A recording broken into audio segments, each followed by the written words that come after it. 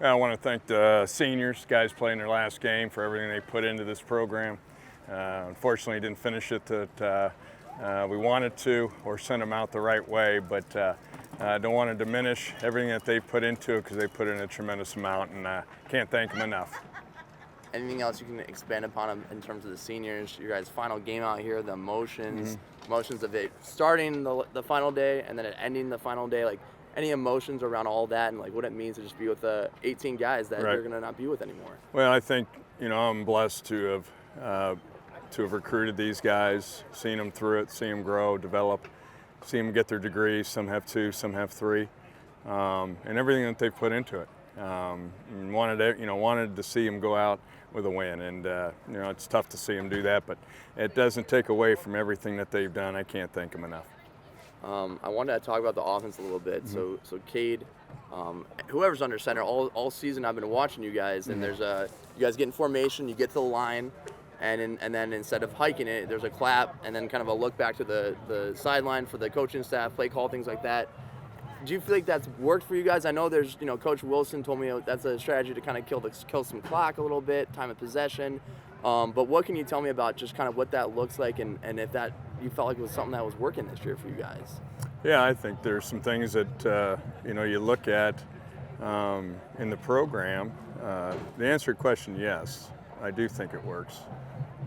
But to further your point, that's what you do. That's my job, to look at every aspect of the program and get better, and that's what I'll do, and we have to get better, and it falls on me, and we'll look at every aspect, from lifting weights to when we practice and how we practice and what we're doing schematically.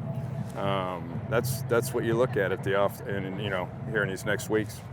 This defense puts you guys in position a lot of weeks. I've talked about that a little bit.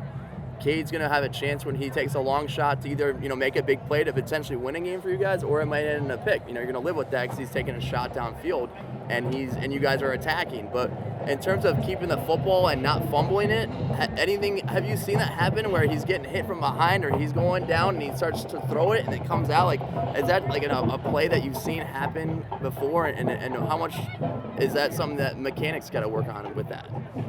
Well, I think it starts with protection and getting the ball out and going through your reads. But to watch through the we got to watch the film to really assess all that. Cade's a fighter. He's a competitor.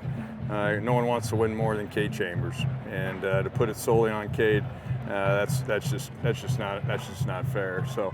There's 10 other guys out there. We have to look at that, and of course we have breakdowns, but it's not on the quarterback, just on the quarterback. And talk about not putting blame on Cade, but potentially he makes some plays that can elevate this team, and you guys win maybe a couple more games this year, just at the quarterback position, right? In today's age, in terms of how much they have the ball, how much an impact he can have with the ball. I don't think you have one guy that ever wins a game, Hunter. It's a team sport. It's the ultimate team sport. We travel 70 guys. We have 114 guys on this team.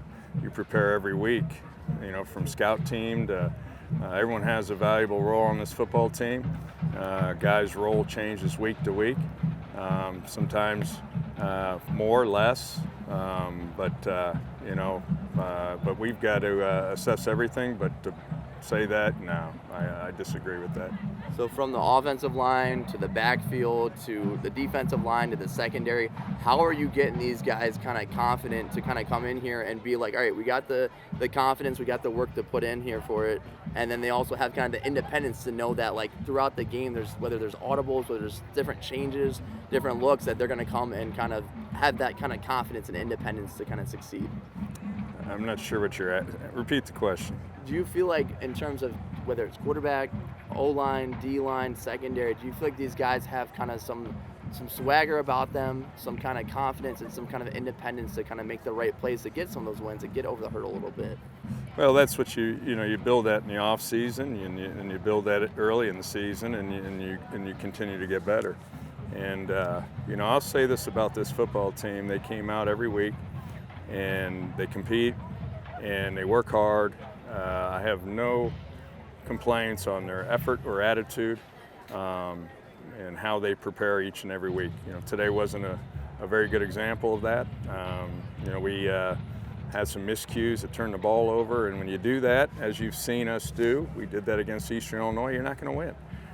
You do that against Ball State when it's close, you're not going to win. We take care of the football and play defense the way we're capable of playing, we're going to be in every game. Today we weren't because we didn't take care of the football. And Coach Mallory, I'll get you out of here on this one. So I saw today that Screws got in for a couple of drives. Any explanation for him versus Owens, or like what that looked like at that game? Why he kind of deserved those kind of series for those last in the game? Well, you make a decision with Elijah. He has 4 games, and you're allowed to play freshmen 4 games before they lose their red shirt, and he's played in 4. So we decided not to play him, to save his red shirt.